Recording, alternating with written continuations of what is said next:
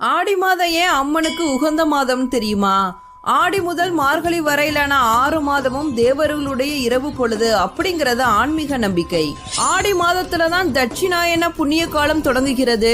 உலக உயிர்கள் அனைத்தையும் காத்து அருள் புரியும் சூரியன் கடகராசியிலிருந்து தெற்கு நோக்கி பயணிக்க தொடங்குகிறது.